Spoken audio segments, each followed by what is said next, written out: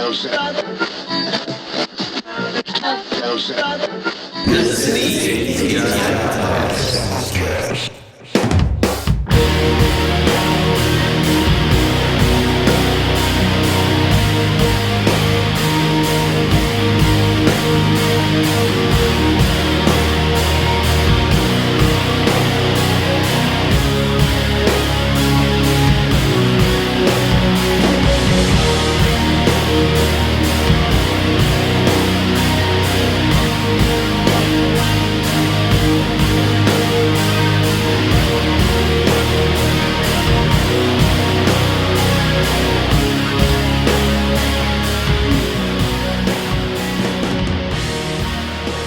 Hello and welcome back to the ATI Podcast. We're here for episode 48 on a guest spotlight with Benjamin Trust, a St. Louis wrestler. How are you doing today, Ben?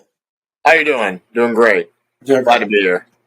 If anybody's tuning into the ATI Podcast for the first time, I'm Barrett, host, Josh, my co-host on the other side. And we always like to invite folks in, whether they're new or old, to watch in on our live interviews with our guests that we have from week to week. We try to feature people were St. Louis boys at heart, grew up in the St. Louis area, so we try to feature talented folks, whether it's artists, musicians, professional wrestlers, in Ben's case, to the show, and highlight their talents and talk about things that they got going on, people who are on the up and up. And Ben, I'd like to start off the question just to get our audience acquainted with you. ASL, are you old enough to know what that acronym means? ASL. Not ringing chat a days. Here for online, yeah. So, ASL, age, sex, language. Yeah. But yeah. So, You remember now. location. Yeah. So Age is so Ben, yeah. I know you're in the St. Louis area, and you primarily wrestle in this, out of places in St. Louis. But I know you travel from state to state as well. Let's talk about how you started in your wrestling fandom, if you don't mind. Kind of tell us your early memories of wrestling, kind of what hooked you as a fan, because obviously you got to be a fan to do what you do. Yeah.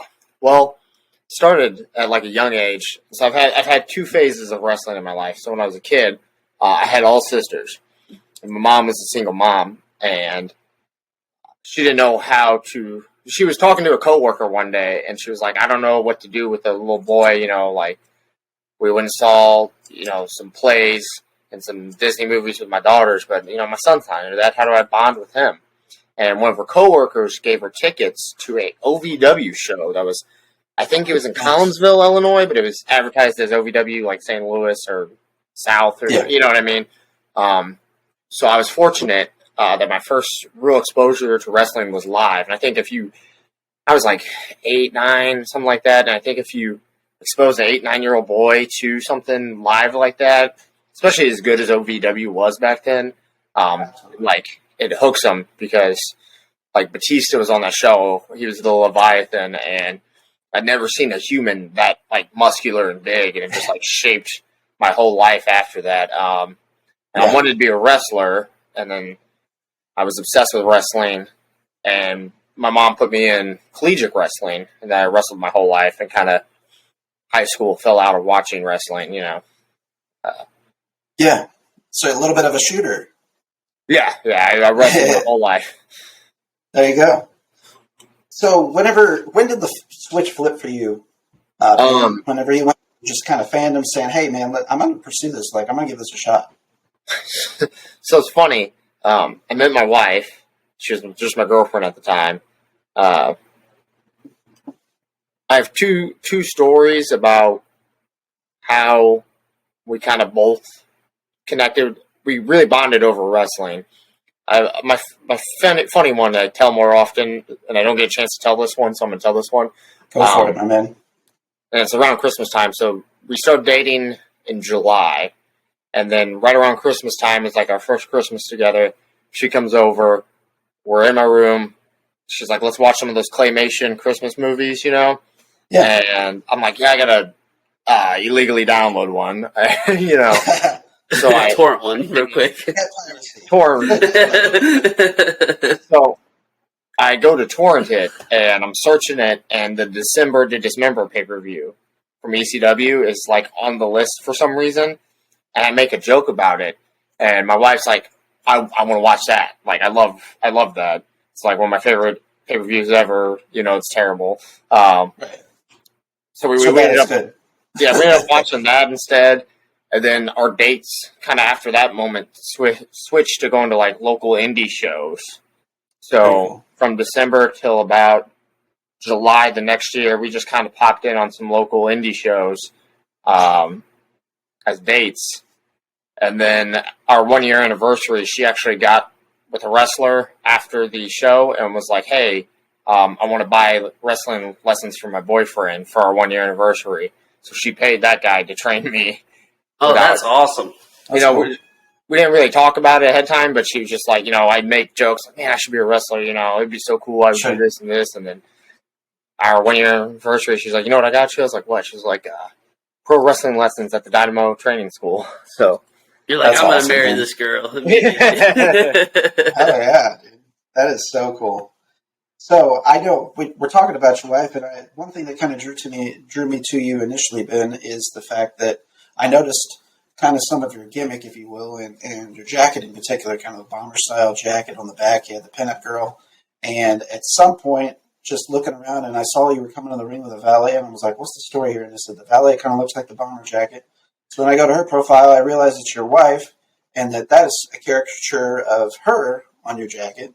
And she's tied into the whole, presentation with you as well. So being a family man myself, A, I respect it, and B, I was like, this is cool. I need to learn more about this guy. So let's talk about how that all came together. So she does ring announcing. So she doesn't just valet me, but she'll valet me and announce me in the ring. And sometimes she interviews wrestlers backstage and announces wrestlers for matches.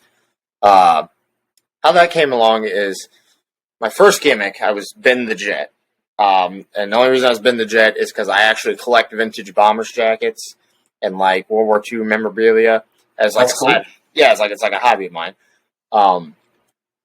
And my trainer saw me with the bomber's jacket right like a month or two before I started working shows, and he was like, "You're gonna be Ben the Jet." I'm like, "That's terrible," But it matched my style then because I was like 160 pounds, and I was doing all this. I wanted to be a luchador so bad. I still do lucha shows because of that. But yeah, I was doing all these flippy kip ups and ranas and stuff. It's funny looking back because it's like completely not my style now. But so I was coming out with a American flag cape, like you can see here, and it was super cool. Yeah. But I wanted something that was more serious. I didn't want to be like a comedy character. I wanted to go back to the bomber style jacket. Right. So I really liked that for my character. And I came out in a brown one. And Top Gun Maverick just came out. Crowd would chant Top Gun. I was like, man, this really doesn't feel like I'm doing my thing. I want to be doing my thing. I don't want to be doing Maverick. So we went with blue leather. And my grandpa fought in World War II. And he had a bomber's jacket he'd wear all the time. And it had a pinup girl on the back. And she was real pretty. And I was like, man, I got to get a pinup girl on the back of this. And the guy that makes my gear was like, get a picture of her wife. Have the photographer send it to me. I'll print it out on fabric. Like, I don't know how they do that. There's like a fabric printer. And yeah, you put her on a bomb, put her on the back of my jacket. It was amazing. So I'm very fortunate that I'm surrounded by like tons of talented people because Dee, follow her on Sweet D on Instagram. She does Amanda's hair sometimes. And she does a fantastic job of that pinup style. And then Sam Krim Photography. She does photography for like Glory Pro and PWE. She took the photo and like edited it. And then Lou Bird, my guy that makes my gear, put her on a bomb and put this whole thing together from scratch. And yeah, I'm just blessed to be surrounded by such talented people. Yeah, that's cool, man. Yeah, the bomber jacket look, I think, is definitely a good one for sure. And again, getting back into your look specifically, again, that's another thing that kind of, when you're window shopping as a fan, in my case, looking for people to feature on the show, it's certainly your look drew me to you as well. And you looked like you were taking the job seriously, the quest seriously as a professional wrestler, which goes a long way with me, I think. And I think it goes a long way with the masses, even just your casual fans. does this guy pass the eye test? And I think that you do. I think that you have a good look and a good gimmick. And I even told Josh, because I was kind of talking up to Josh, that even some of your move sets and at least your build and stuff almost reminded me whenever I first saw Will Ospreay in ROH doing televised matches. So I thought you guys had a very similar build, lean build that is in particular. So, but I think you're definitely down the right path with the look. It's funny you bring up Ospreay because that was like when COVID hit, I was like 165-ish pounds, and I think Ospreay was kind of littler than he is now. He definitely put in a lot of work to bulk up, and like COVID, there was no shows going on and whatnot. So I was like, this is my chance. Like I can't get better in the ring. So what can I do to grab people's attention? So like I got with a professional bodybuilder, an IFBB pro, and just became obsessed with the process of bodybuilding at that point. And I went through like a fat phase, which was good because I wasn't doing shows because, I did the like traditional like blow yourself up bulk and then like sink back down cut and cut. And, and like some people are like, oh, this lean bulk and this and that. I just feel like I tried all that and then like never really worked. I think you have to do that like traditional like big bulk cut. Now I do like smaller bulks because I'm, wrestling shows and I don't want to be depleted or, Sure. Absolutely. Too bloated for shows. Bodybuilding isn't an exact science, but it is an exact science. There's kind of the staples at which that you need to hit, I think the exercise, diet, and that sort of stuff. But I think that's why different genetics as well. Yeah. Yeah, and I think that's why I like it more than like, coming from shoot wrestling, you do a lot of like Olympic style training, like CrossFit, powerlifting, and that really is much more of a science. It's like, you got to do 3 reps of your 70% of your 1 rep max, during this week. Bodybuilding is more of an art, like me and the pro bodybuilder, his name is Brian Henderson, we'd lift and he'd be like, we're going to do 20 sets of this muscle group and we're going to do A, B, and C exercise. But I'm like, you're connecting real good with B, so we're going to skip C and you're just going to do 4 more sets of C and then we're going to pose in the mirror and figure out where you need to add more muscle. And it's like, I'm a very artsy guy, obviously. So it just like kind of clicked and I just like fell in love with it. I don't know. Yeah. I'll rant on about it all day. Well, speaking of which, I know that you've also more frequently recently on social media, on Instagram is where I see most of your reels at. In particular, that's where I spend most of my social media time anyways. I've been noticing that you've been putting up a lot of like workout techniques. If you traditionally do this move on this machine, try this attachment instead, those sorts of things. What kind of got you into doing more of that on social media? Lifting reels do real well. It's good to get my name out there. There seems to be like a good Venn diagram for me of like pro wrestling to bodybuilding niche I can fill. Right. Because there's a lot of really good pro wrestlers out there that have really good pro wrestling content. And not a lot of them have great bodybuilding content. Like Warhorse, he posts a lot about powerlifting recently, and I think that's because he's trying to tap into that same niche that I'm trying to tap into. I don't claim to be an expert.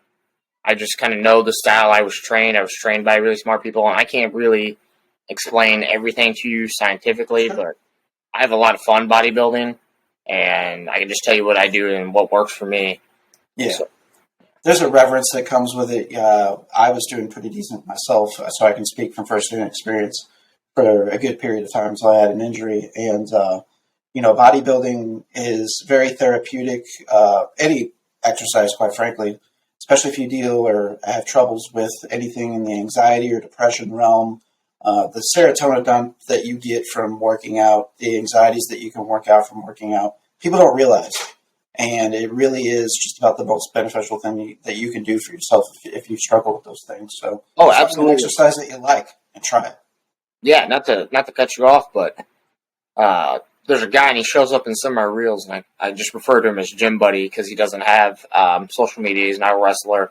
He has a lot of anxiety, and I don't want to throw all his issues out there, but we just kind of linked up, and I got him into bodybuilding, and he's kind of fallen in love with that process too and that art, and I think it's really helped he's told me several times it's helped his mental health a lot, and I can tell when when we're getting after it, he's like happier on the weekends when we're hanging out and stuff, and Yeah. I totally agree with everything you're saying. Yeah, I can see it for sure. I can definitely tell a difference in just my natural mental state between now and then for sure. And it's definitely something I want to get back into as well. Oh, yeah, it makes you feel good. Absolutely. And that's the best medicine anybody can have is anything that makes you feel good, pursue it. And, the key is just find an exercise that you like and lean into that and, explore. If you don't like something, nobody's saying you got to do it. We're all adults here, right? Absolutely. And then I feel like bodybuilding is like you said, therapeutic as opposed to powerlifting. If you're trying to put up this big number, you have to go in there and you have to deadlift if you're trying to get better at deadlifting. Or like bodybuilding, it's like, I'm supposed to do back today. I hate doing bent over rows. I'll just go to the gym and do pull downs and because I can make myself do pull downs because I enjoy doing pull downs. And then you get there and you do 8 sets of pull downs. You're like, maybe I'll do machine rows instead of bent over rows. Right. You just exactly. It's easier to get yourself through it, and then 16 sets in, you feel like a monster and you feel great and you feel like you accomplished. It's such like instant gratification almost. Yeah. Would you say that there's other influences into your look and your style outside of just the few things that you mentioned, the World War II memorabilia, now kind of the bodybuilding aspect of it? Because I think that in your presentation, that does definitely set you apart on most of the independent scene right now too, because that's one thing that, right out the gate, a lot of people can say is, hey, guy can work on his body. It is an eye business. It is a business that requires the eye test more times than not to shame anyone here, but, people often are drawn to those who, in this business, are in some sort of physical shape, and so with you, are you putting all of those pieces into the pie as far as your presentation? Obviously, with the bodybuilding aspect, again, we talked about the World War II memorabilia being a part of your look and your overall presentation. Yeah, I think the bodybuilding comes from my love of big power moves. Like in my head, I love luchador and I love doing lucha shows, and I always enjoy watching lucha shows. When I was a kid, like I told you earlier, saw Batista wrestle in person, and then I fell in love with like big monster wrestlers, like the joke, big meaty men slapping meats. Yeah. I absolutely love my Will Ospreays, my Kenny Omega, my 5 to 7 star bout machines. But man, do I like when two big monsters just get in there and like collide. So I tried to personally find a middle ground for myself there. Right. And I feel like it's going to help your style translate too. You can work with anybody in that instance. Exactly. I feel like it's almost the opposite, where it's like you get these guys like Keith Lee who they're big guys that try to do high flying moves. Well, I want to be like the slimmer, leaner guy doing big man moves like gorilla presses and stalling suplexes and, just big spinning slams. I don't know. I love it. Yeah. So if anybody actually watches professional wrestling, whether it's even casually, there's kind of different people that you can see on TV that are kind of channeling some of what Ben's talking about now. Like, so a guy that immediately came to my mind when you were talking about that is Chad Gable. I guess Shorty G, if you will, in WWE, whatever the hell he's going by nowadays. Silly ass name, but yeah, he's a guy. Like pound for pound, he's as strong as anybody. When you're looking at it comparatively, and you've seen him German suplex large individuals in WWE. Yeah, the power are kind of crazy. Is incredible, right? And I guess, in a way, Cesaro, he's got the height, but he seems so lean that you wouldn't be able to think that he does some of the things that he does as well on AEW. But Cesaro, back in his WWE days, was picking up people like Big Show, for example, which is just insane to even think that he was able to do that.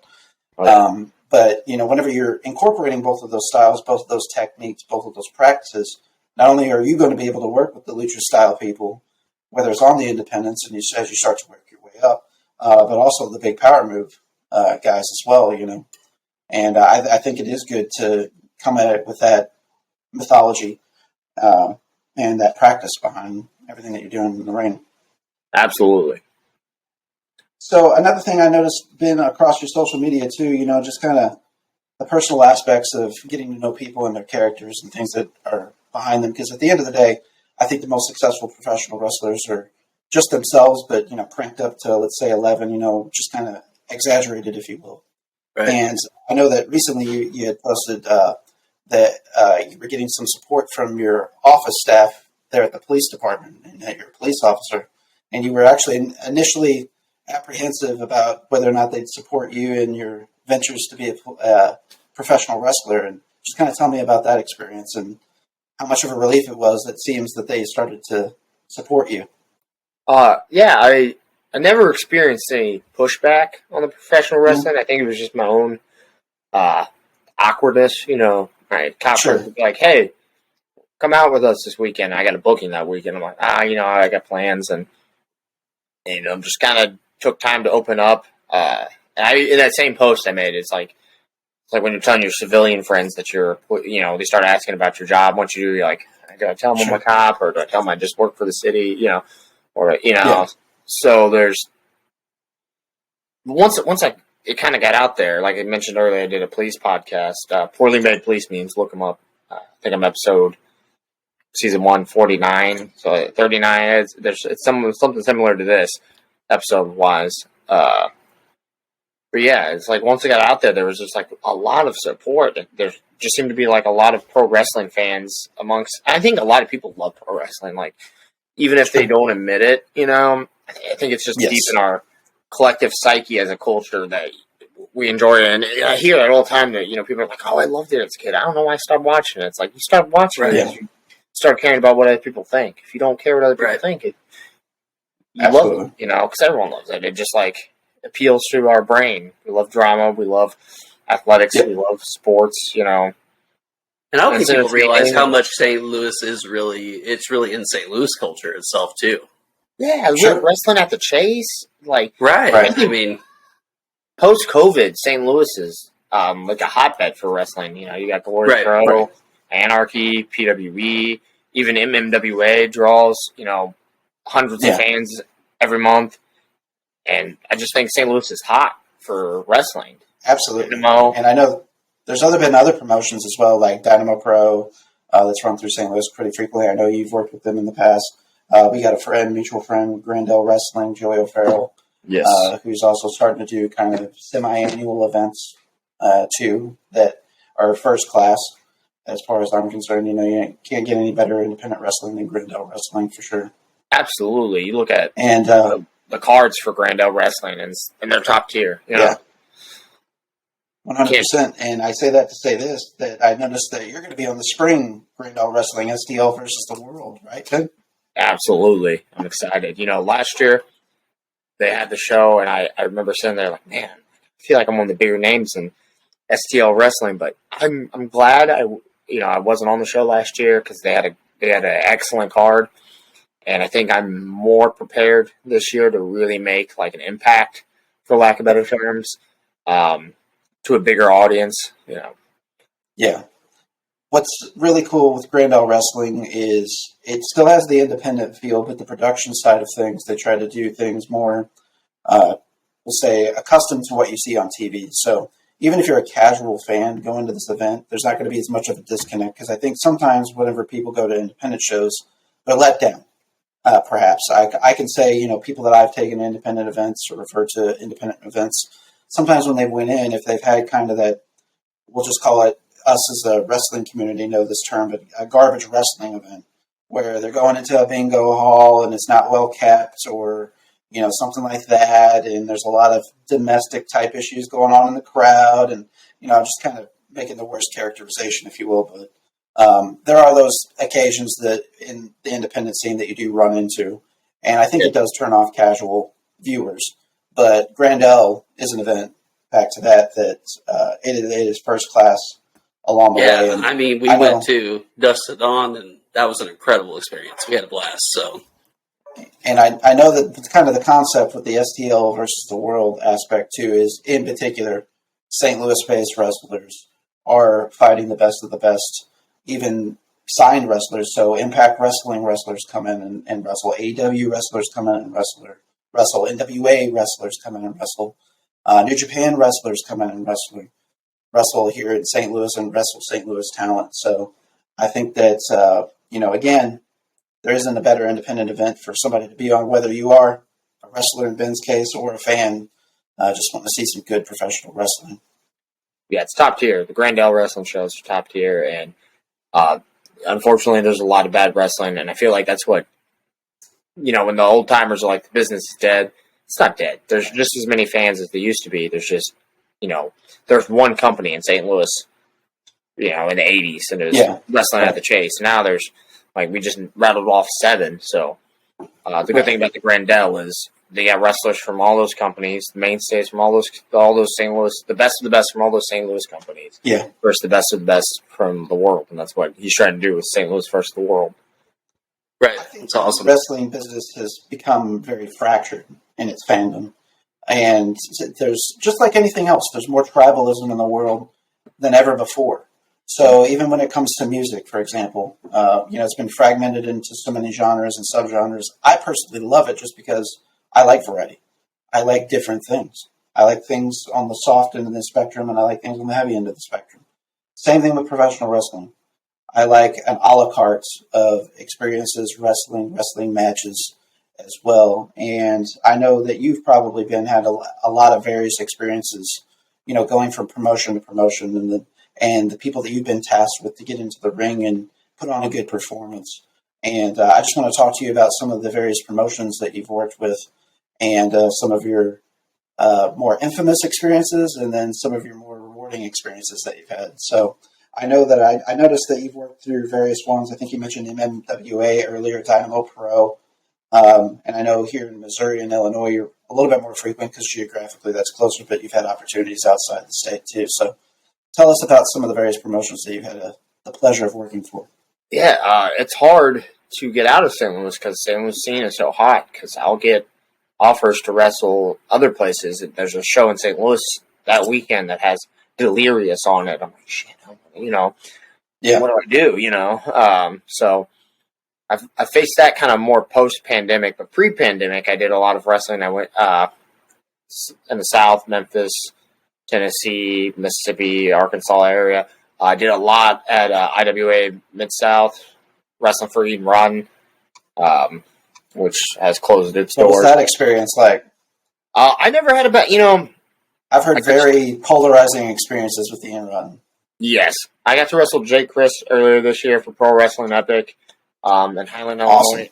And that was a twofold experience for me, because he was the guy at IWA Mid-South forever, and I never got to wrestle him. I don't even know if he knew I existed. Most of the time I'm in scrambles or tag matches or terrible matches on top of that. And then, two, he kind of is the guy that put the nail in the coffin. He's the fire starter. So it was a cool experience again to finally lock horns with him, and then challenging myself to see if I could that's another guy that's one of the best in the country on the independent scene, hands down. Yeah. Can go with anyone.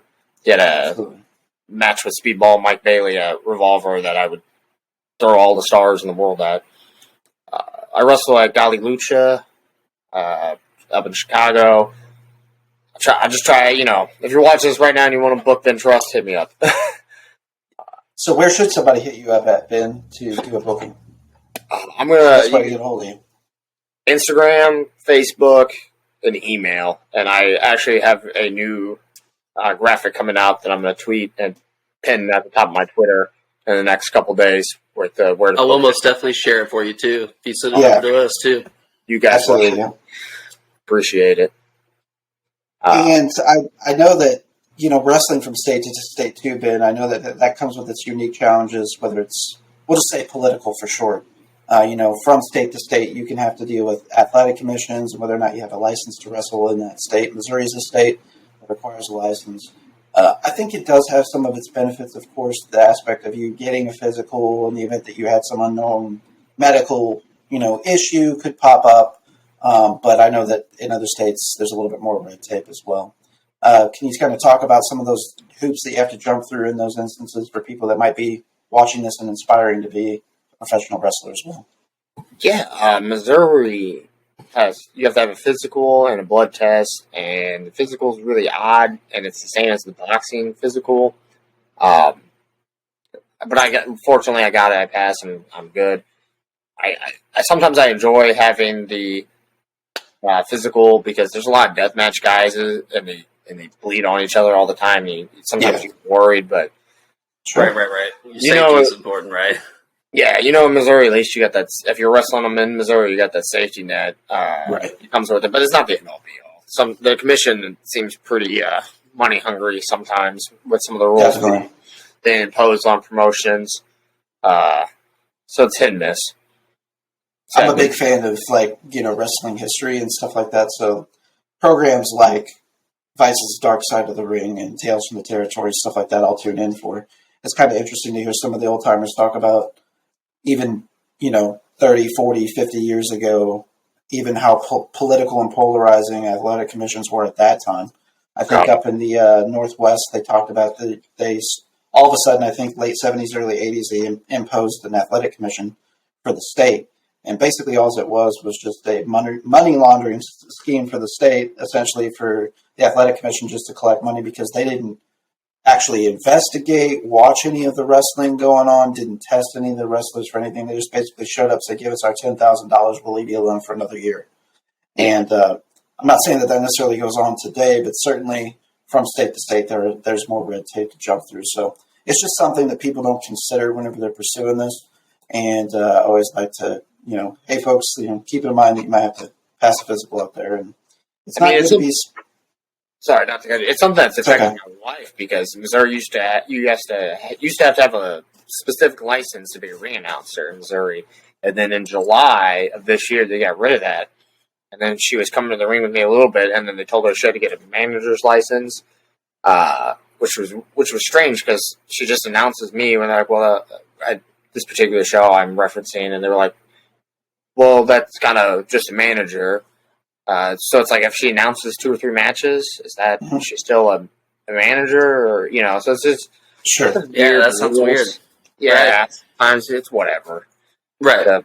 The $40 or whatever it is to get her. Right. Yeah. Which license isn't going to break the bank, but it's like you almost screw up without knowing sometimes, Well, yeah, in an ever-changing environment too. I mean, not that it changes day to day, but and then I'm sure that there's some promotions that are a little bit more lenient with the rules versus others. And it's all about who you know, just like anywhere else, without question. Always about who you know. Yeah.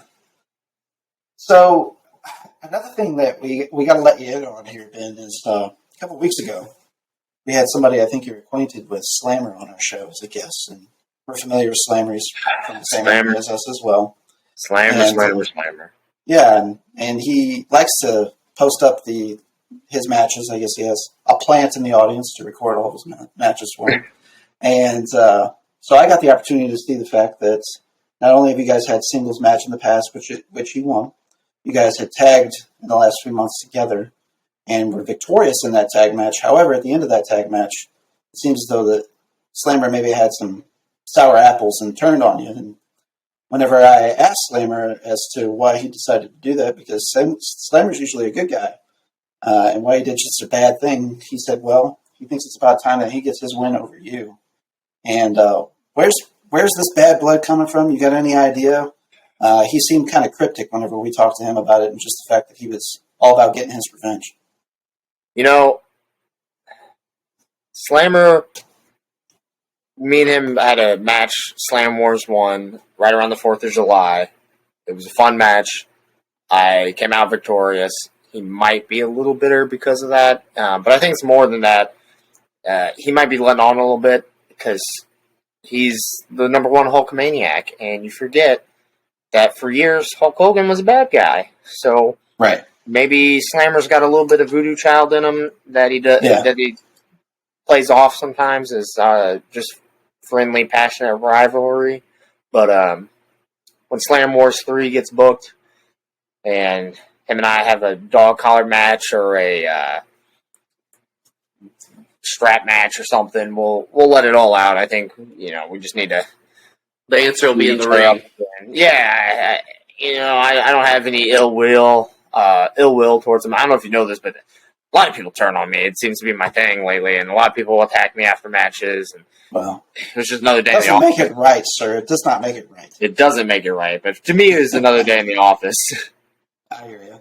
Well, whenever I asked him about, too, because I thought it was kind of interesting. I noticed in his gimmick kind of lately, he's been doing kind of the black and white Hollywood Hogan style presentation. And I was like, hey, man, that something doesn't quite seem right here with me. And he's like, oh, no, I'm a good guy. And I said, well, I don't know.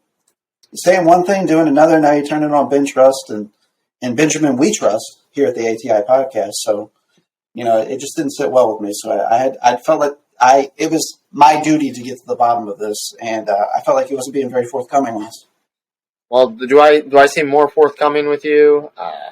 Well, you seemed a little bit more ambivalent in the sense that you don't really know what's going on with what his problem is, right? So, and I could see that because you guys just want a tag match together. You think everything's good and gravy, and the man goes behind your back and hits you. Yeah, and it caught me off guard. It really did. Well, it would me too. I'd be in such a state of shock, I wouldn't even know what to do with myself. It's like the Slammer's turning on me after everything, the Slammer. Yeah. Right.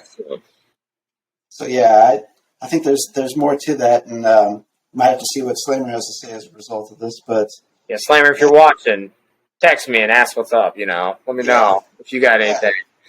Absolutely. His messages were just like his promos. It's how you doing, brother? Can't wait to tag with the Ben Trust. The Slammer, the Ben Trust. We were even talking about tag names before he turned on me. We were going to be United We Slam or something. And United We Slam. Now that has a good one to it for sure. Yeah, I like that. Yeah, but it's heartbreaking. Now, what promotion do you guys frequently work in together? He worked a few MMWA shows, but the shows we worked together at were Pro Wrestling Epic. Pro Wrestling Epic kind of started out as I like telling the story about Pro Wrestling Epic. So, post-pandemic, during the pandemic, I bulked up, got some new gear, got the American flag cape.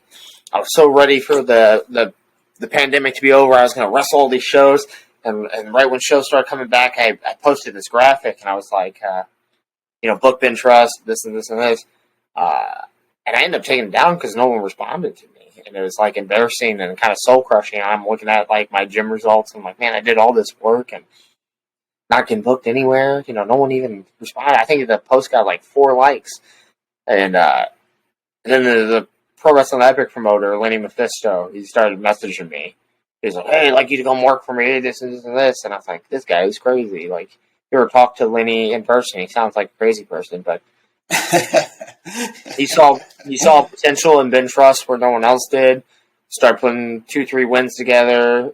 Mitch Pope with All Eyes on Us, and Jeff Gant from Texas, and Frodo the Ghost. And next thing you know, I'm winning titles and working for Powerhouse Wrestling and winning their titles and MMWA. And we're it kind of like snowballed after that. People he gave me a platform, and Pro Wrestling Epic has grown because the first couple shows I worked for him, there was like no, they had Shane Douglas on one show, but there was a lot of kind of lower level guys at the shows, and then the last couple shows I've worked have been fantastic. Like I said, Jay Christ, Joe Alonzo, who just got signed by NWA. I wrestled him at a PWE show.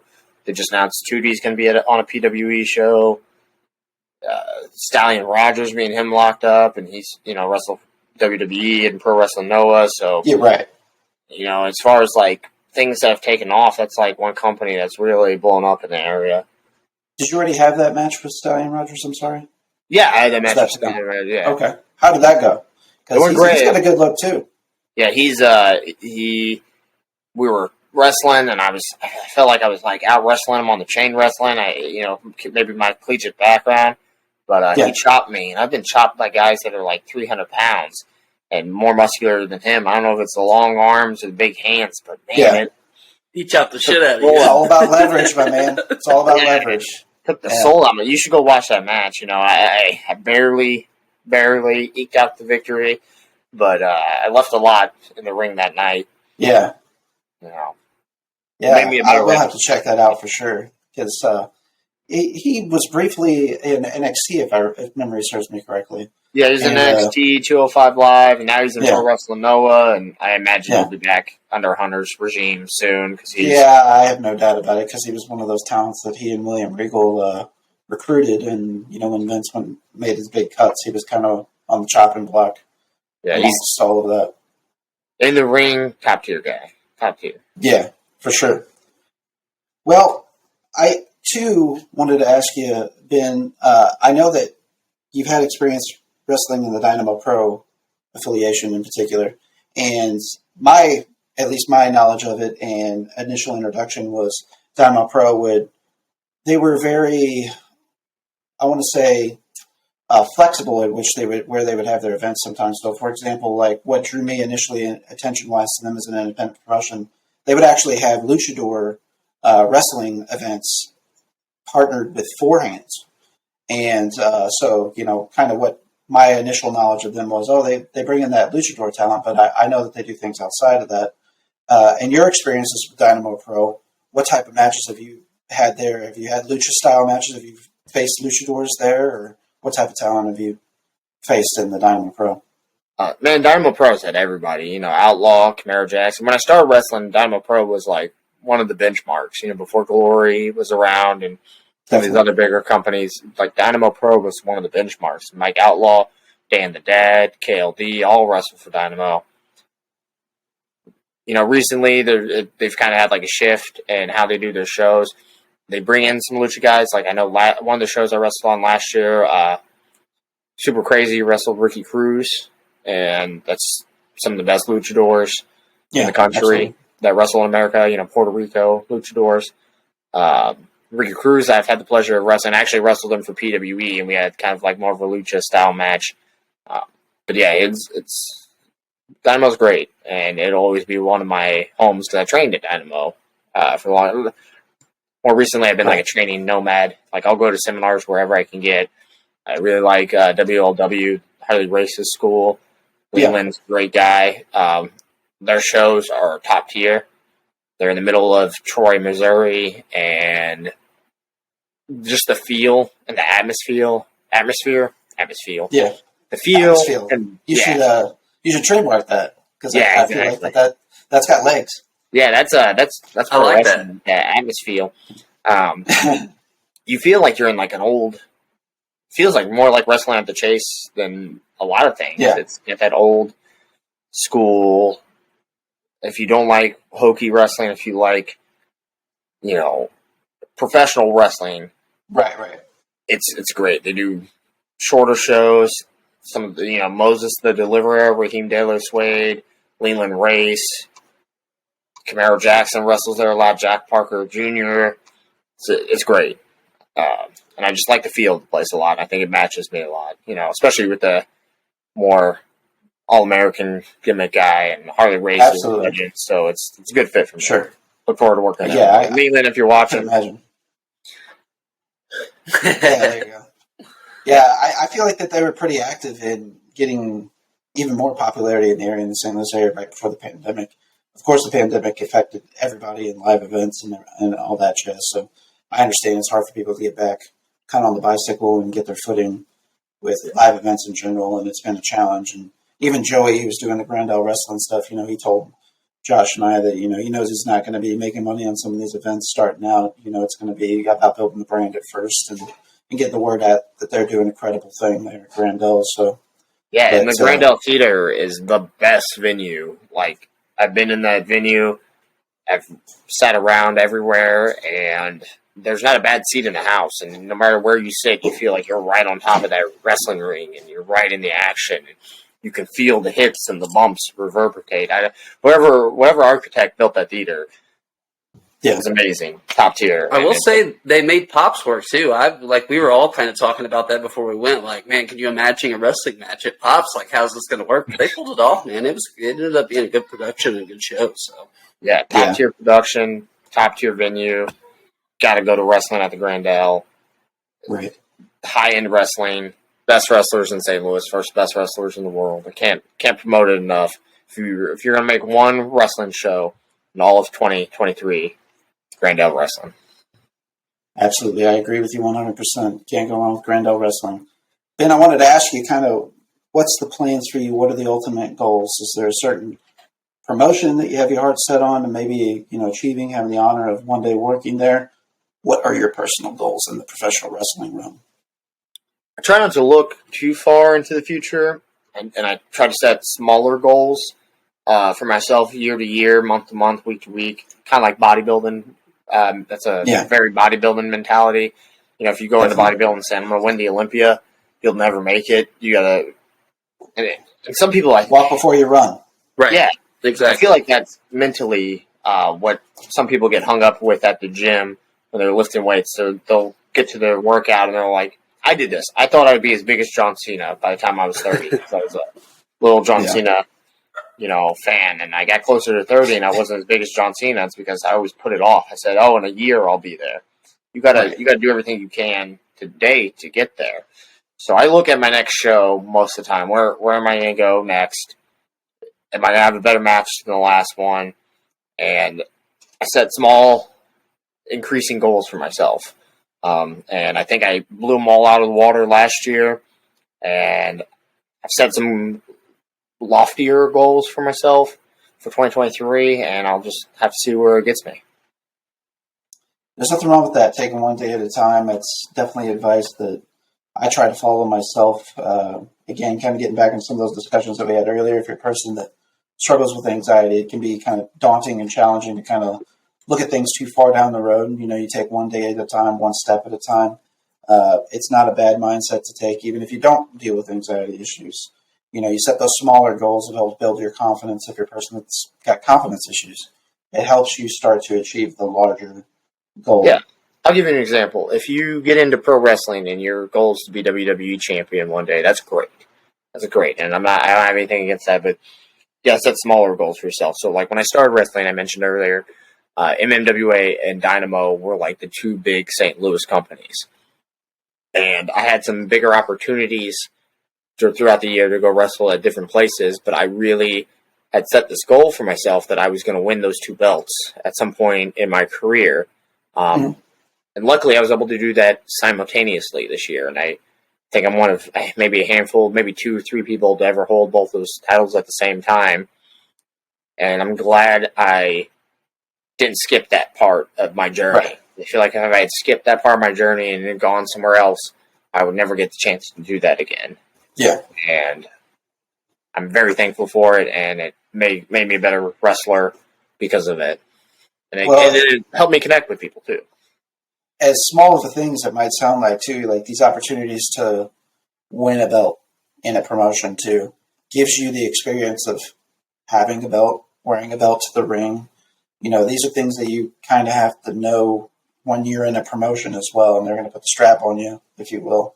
How to conduct yourself, your body language with the belt, how to work toward the camera, those sorts of things. So these are things that you can work on in these independent promotions and build yourself up whenever those opportunities happen down the road. So a lot of people don't visualize those things, those goals, and actualize them.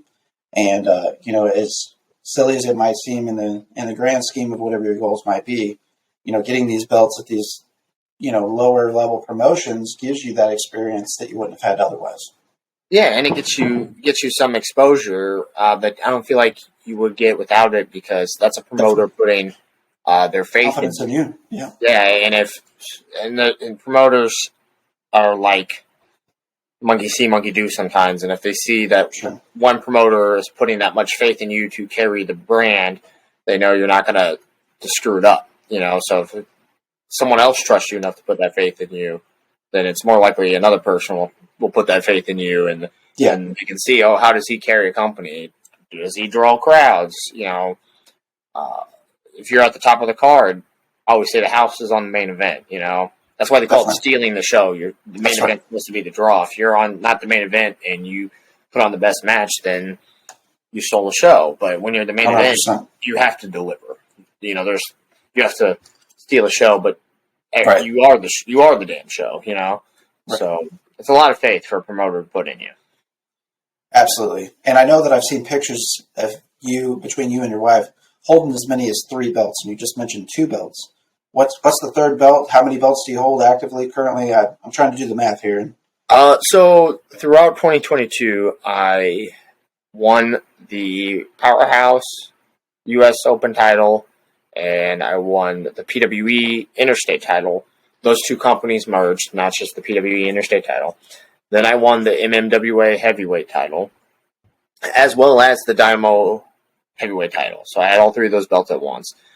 during that process, I wrestled I wrestled a match against James Brady, who is a St. Louis wrestler, now lives in California, wrestles in California, for the WOE Interstate title. WOE was a company that went inactive during the pandemic, and PWE bought before they could do another show after post-pandemic, and they wanted to merge those titles, so 3 to 5 this year.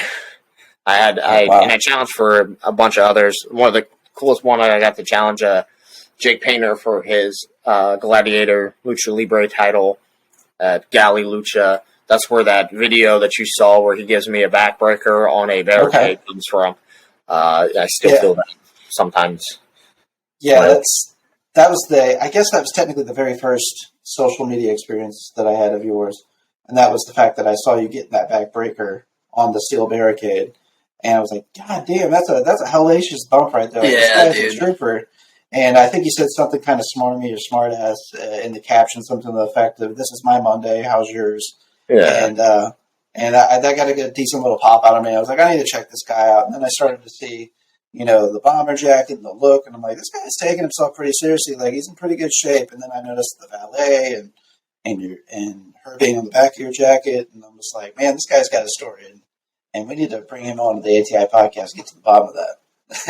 Yeah, we kind of have like our little slam verse or whatever you want to call it, and I think that's what attracts people to Amanda and I. We're just family having fun and doing the best we can, and it's very relatable and it's very fun, Yeah, and that's cool that you're a couple and you can share that together. You know what I mean? It's always cool to share passions with your spouse. So. Oh, absolutely! Oh man, she is obsessed with wrestling. Listen, she watches the G1 Climax, Ring of Honor pay-per-views, all this. Like sometimes I get wrestling burnt out, and she doesn't. Yeah. And it's great. It's a blessing and a curse. So for all these guys that are like, "Oh, I wish my wife liked wrestling." Yes, you do, but sometimes it's like sure. Sometimes you're like, "Can we watch a chick flick?" Yeah, my wife, she never watched wrestling until. Right before my son was born, I started back up on it. I kind of fell out of love with it for a little while. There was just things that, I don't know, it got a little stagnant for me, personally. Yeah, and I just kind of went on to other stuff. But funny enough, what kind of got me back into wrestling was I started seeing clips of the super kick parties Young Bucks and Adam Cole were having and stuff on the independents. And I was like, well, Shawn Michaels was my favorite wrestler for the longest time.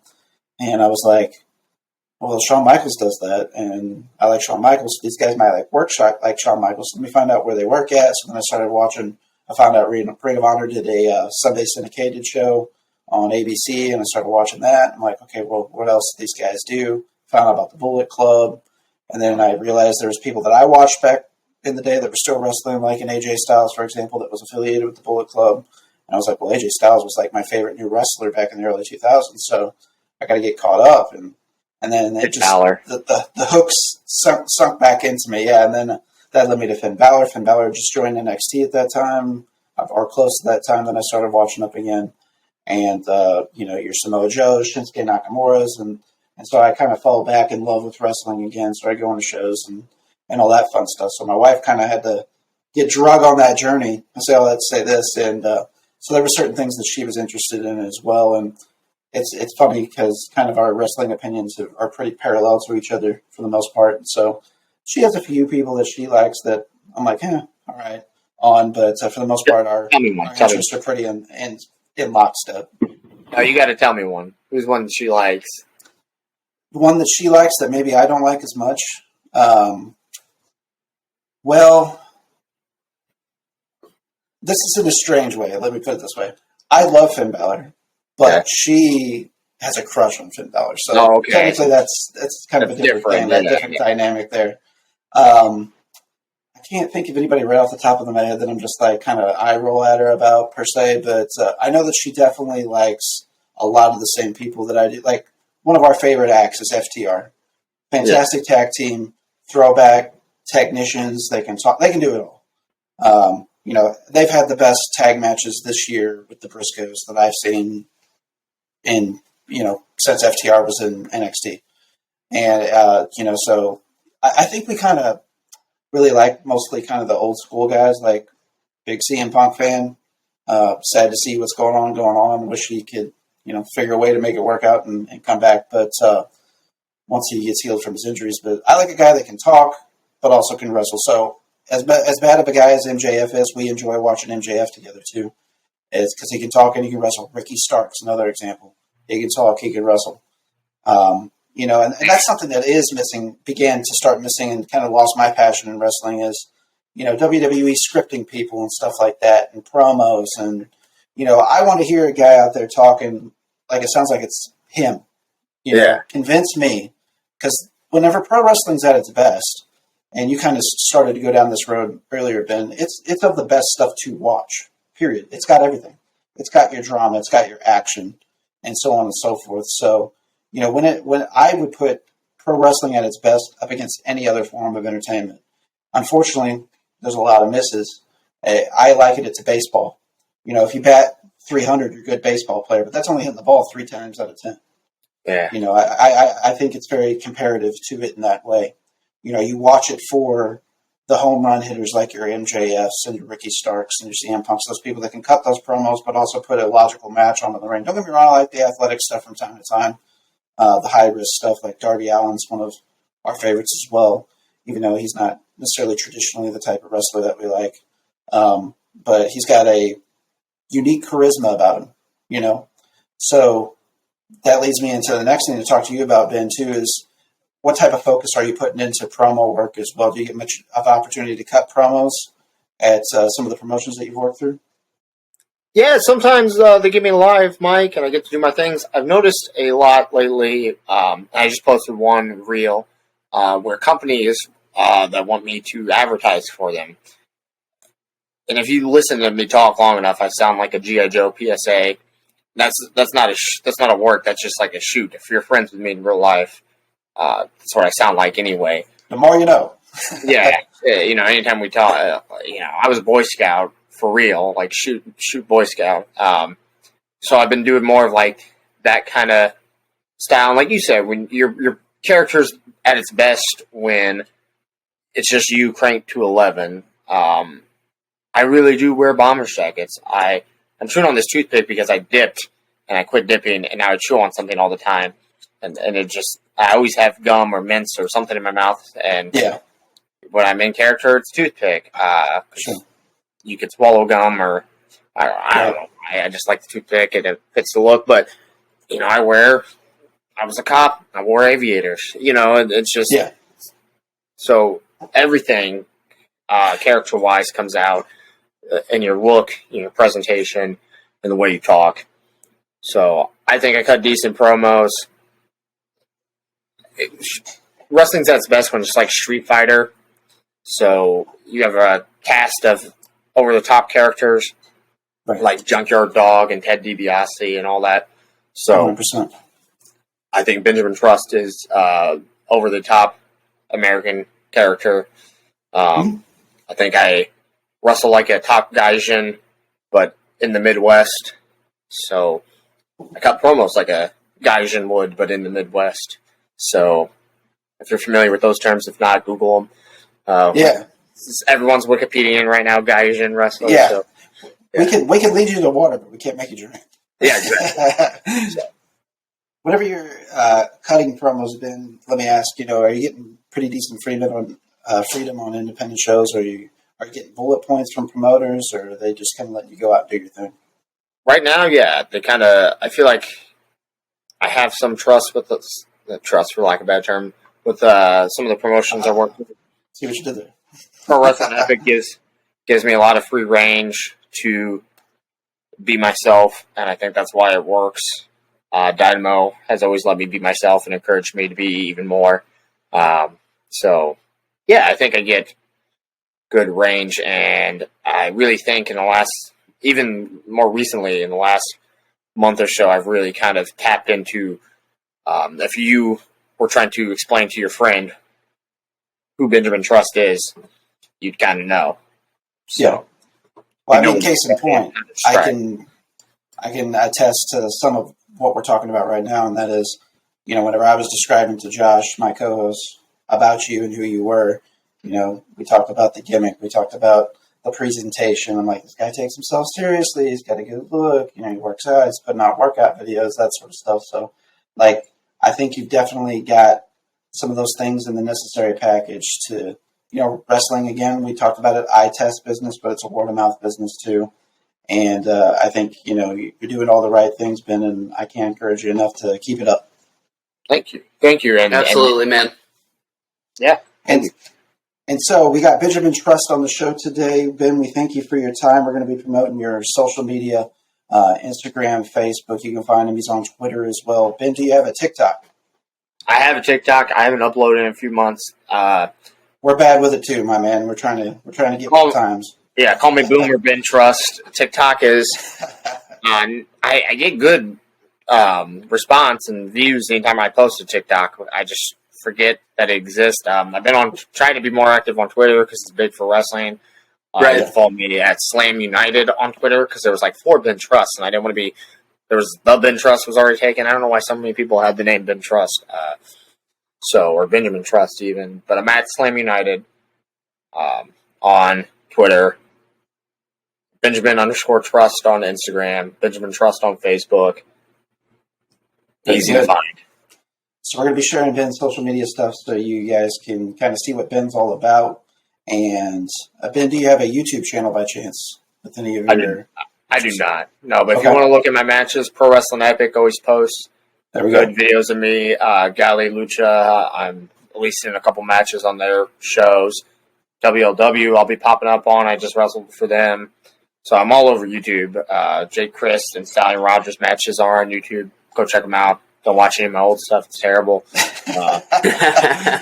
So we'll definitely provide a link for the matches with Stallion Rogers and Jake Christ as well, and some of our postings so people can get more familiar with Ben and get on the fast track to know everything about Ben Trust. And Benjamin, we trust. Ben, we thank you for your time today. Thank you. It's a good time to get on the bandwagon because I think Ben Trust is going to blow up in 2023, and you can be the cool kid, hipster fan that liked Ben Trust first. So, 100%. Yeah. Glad to be a part of it. And we will be seeing you, and we hope our audience will be seeing you in the spring at the Grandel Wrestling event, STL versus the World. More information on that show to come. Ben, take care, sir. We appreciate your time today. Happy holidays, man. Stay safe out there. Appreciate you. This is Barrett from the ATI Podcast. Each week, Josh and I discuss current events, pop culture, music, TV, movies, politics, sports. Nothing is out of bounds. You can also tune in to learn about rising artists, small businesses. Whether it's music, graphic design, filmmaking, or even a brick-and-mortar mom-and-pop shop, we will be spotlighting folks and their endeavors. Listen to us on Spotify, Apple Podcasts, Google Podcasts, Amazon Music, Anchor, or anywhere you enjoy your podcasts. Just search ATI Podcast. We would like to thank you for your continued support, and as always, please stay safe out there.